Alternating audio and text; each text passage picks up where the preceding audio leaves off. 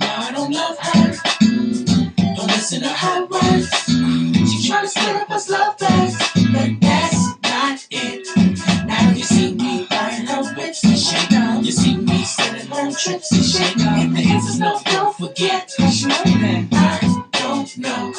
Hey, this is your host D Blackout Work. Welcome to another edition of Relationship Reality Check. And today we're going to step on the different levels of cheating. The reason why I'm doing this is because a person asked me this. Well, what do I really consider cheating? So I'm gonna touch base on that a little bit. Of course, you have the fact of there's intercourse. Of course, that's cheating. Then you have the fact of, well, it gets no worse than that. So let's go that route. But really, if you shoot a person, it doesn't matter. If you shoot them in the foot or shoot them in the chest, it's the same penalty. So if you're out there taking people's numbers, when you have a man or you have a woman back home, then you're kind of subliminally kind of like cheating on the low. Because why are you taking these people's numbers? Because you're going to lead that into something else. I'm going to give you a quick situation with that with me. A woman met me on Facebook, from when I went to middle school. And I repeat, middle school. I haven't seen her in like, 20 years. But as we kept texting each other, she got more and more comfortable. When her husband found out, she told him that she had stopped texting me. But what she did was she went and got two phones. She went and got a BlackBerry for me and a BlackBerry for her. She sent it to me from Florida so she can keep in communication with me. Even though I've never seen her or physically touched this woman, she's still cheating. And look, and she got to the point where she was ready to leave her husband and her three kids. Mind you, her husband was a surgeon in Florida, and she hadn't worked in over 10 years. And she was willing to leave that. So that could show you how detrimental and how dangerous texting a person can be. Because it just opens up a door of comfortability. If you are, and you have this scenario too, honey, I'm going to be a little bit late. I'm going to go to drinks. I'm going to have some drinks with Bob down at the bar. Bob and his girlfriend. No, you're going to have drinks with Bob and his girlfriend. But when you went over to Bob's girlfriend's job, you seen this new woman that was working in the office with his girlfriend. Oh, by the way, Cassie, is Tanya coming with you? Yeah, so Tanya's coming. You are on a secret date. Let's call it what it is. It's a secret date. You're not there for Bob. You're really there because you want to see this new girl, Tanya. Now, even though you got a woman at home that you're not going to leave, but you're curious. And like, the episode of Martin when he took his ring off to see if he still had it at the gym and he lost his ring. Men, you have it. It's no need for that. You have a good woman at home, whether she's good or not, you're still in the wrong. So and here's another scenario. If you're not up and honest about what you're doing and your movements, it could cause people to assume that you're cheating, even when you're not.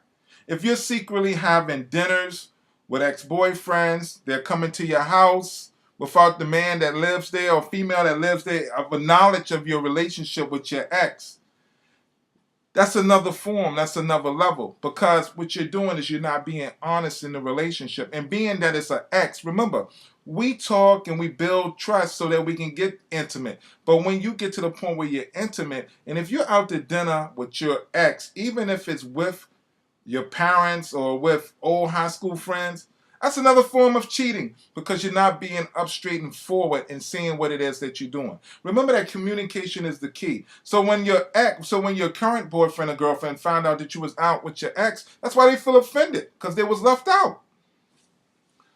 So if you're out with your girlfriends or you're out with your male friends and you're in a strip club and you're giving out your number and you're taking women to dinner, it's funny how a woman in a relationship can ask a man for something and he's like, I really don't have money, but you have enough money to go to the strip club and give money to a woman that does nothing for you. It's sort of like paying for a Big Mac that you can't even bite into. Like, I don't understand the logic in that, but really, you're really cheating secretly. Like, adultery is one thing, but God said lust was a sin too. But once you go down that road where you need other women or other men to entertain your curiosity or your thoughts, then that's when you need to have a conversation with your mate and say, look, or your companion or your man or your female or whatever, and say, this is what's going on with me. And, I do have interest in other people, opposed to letting it get to the point where it blows up in your face. Because if you're secretly, not secretly, but you're going out with your boys, but really you're going to that bar because you have some interest in the waitress or the bartender that's working that night.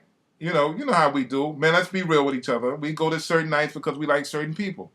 Even though you might not approach the situation, but you have enough conversation with that person to the fact where you leave the door open. And yeah, you tell her, oh, I have a woman at home, this, that, and third. Oh yeah, she's the best thing. And y'all is flirting and you're talking shit. But at a drop of the dime, and she was like, you want to come over tonight?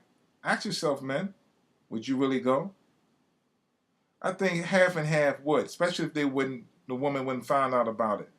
And women, it's no need to be sneaky about things. If you have other men in your life that your man doesn't know about, the best thing to do is be honest about it. He shouldn't have to find nothing out on you, because all it does is corrupt the whole relationship. And it puts him in a place that everything you do is watched. Even though he might not want to watch it, but he's watching it. And he's watching to see because he wants to believe in the relationship. Just men, the same rules apply to you.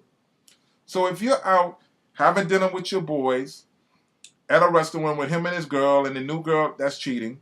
If you're going to a certain bar because you like certain attention from a bartender, that's cheating. Especially if you've exchanged numbers, because it's going to lead into something else.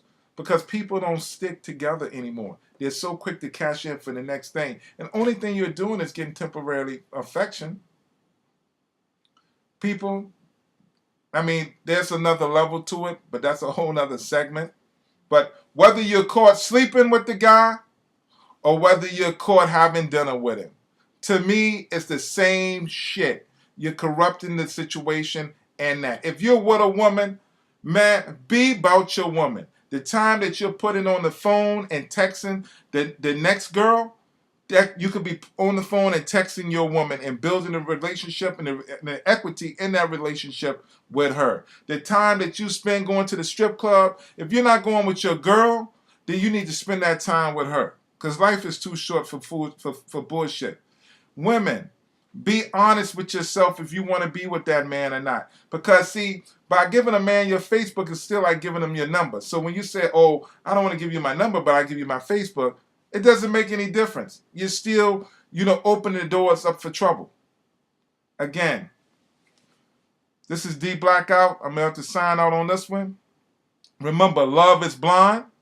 Make sure that you can see your partner with your eyes closed. Until next time, peace.